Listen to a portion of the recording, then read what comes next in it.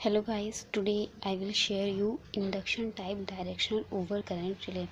Induction type directional overcurrent relay का हम use क्यों करते हैं? अपने सर्किट को प्रोटेक्ट करने के लिए। क्यों प्रोटेक्ट, किससे प्रोटेक्ट करते हैं? Extra current. एक्स्ट्रा करंट इसलिए इसका नाम रखा है ओवरकरंट रिले। इसलिए इसका नाम रखा है ओवरकरंट रिले क्योंकि हम इसका यूज़ अपने सर्किट को प्रोटेक्ट करते हैं। किससे? जो हमारे सर्किट में जब एक्स्ट्रा करंट फ्लो होता है तो उसे फॉल्ट होने से बचाने के लिए हम इसका यूज़ करते हैं। Now I tell you construction detail. सबसे पहले देखिए, हमारे पास दो मैग्नेट हैं। एक होता है ये हमारा अपर मैग्नेट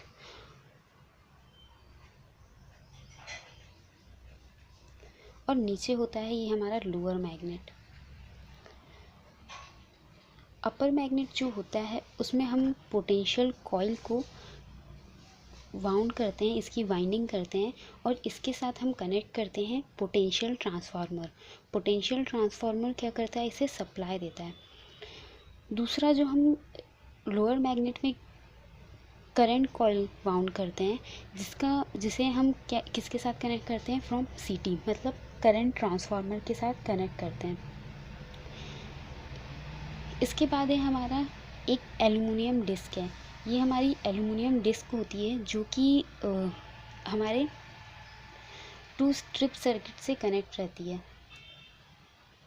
जब हमारी डिस्क रोटेट होती है तभी हमारा सर्किट क्या होता है? ट्रिप होता है। क्यों? क्योंकि ये इससे कनेक्टेड रहता है। इस वजह से जैसे ही हमारी सर्किट एल्युमिनियम डिस्क रोटेट हुई तब हमारा ये सर्किट क्या हो जाएगा? ट्रिप हो जाएगा। और ये एल्युमिनियम डिस्क किस साइड रोटेट करती है? रिवर्स डायरेक्शन में रोटेट करती है। वो क्यों करती है मैं आपको वर्किंग में बताऊंगी, रिवर्स डायरेक्शन क्यों करती है। नेक्स्ट हमारा ये जो हमारा पूरा पार्ट कहलाता है वो कहलाता है हमारा डायरेक्शनल ओवर करंट रिले। ये हमारा होता है डायरेक्शनल ओवर करंट रिले। और ये जो लोअर पार्ट है, नीचे का पार्ट है, इसे हम कहते हैं non directional over current relay. क्यों? क्योंकि इसमें जो ये हमारा कॉइल है, जो ये वाउंड है, ये करंट कॉइल से वाउंड है और नीचे वाली जो वाउंड है वो हमारी इस स्ट्रिप सर्किट से वाउंड है। अब देखिए इसकी वर्किंग। इसमें क्या होता है, जब हम पोटेंशियल ट्रांसफार्मर और करंट ट्रांसफार्मर से सप्लाई देते हैं तो हमारी कॉइल क्या होते हैं? एनर्जाइज्ड होती हैं। एनर्जाइज्ड होती हैं तो इसमें एक करंट फ्लो होता है।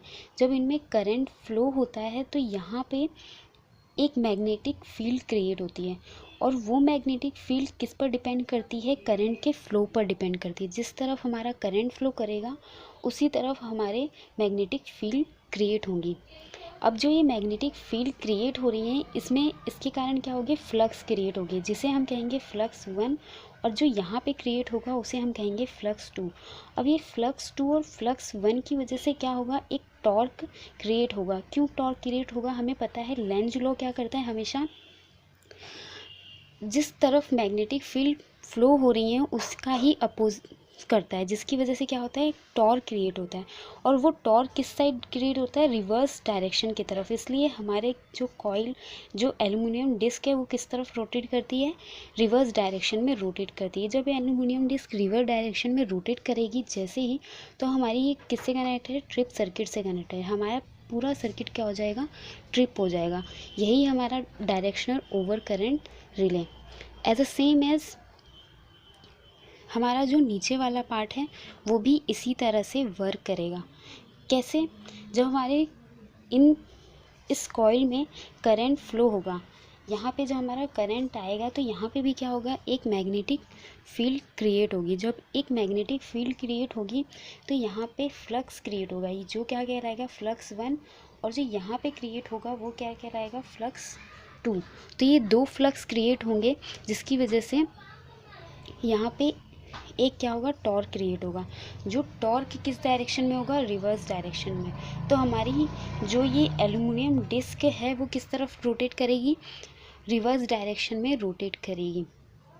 और जब जैसे ही ये रिवर्स डायरेक्शन में रोटेट करेगी तो हमारा सर्किट क्या हो जाएगा? ट्रिप हो जाएगा। और जब सर्किट ट्रिप हो जाएगा तो हमारे जो एक्स्ट्रा करंट आने वाला था हमारे सर्किट में वो वहीं रुक जाएगा और हमारे कोई भी फॉल्ट क्रिएट नहीं होगा। इस तरह से इसकी induction type over current relay की वर्किंग है और इसका यूज़ तो मैं आपको बता ही चुकी हूँ। अगर ये वीडियो आपको अच्छा लगा हो तो प्लीज़ ज़्यादा से ज़्यादा लाइक, सब्सक्राइब एंड शेयर करिएगा। ज़्यादा से ज़्यादा प्लीज़ सब्सक्राइब करिएगा एंड शेयर तो बिल्कुल कीजिएगा। Thank you.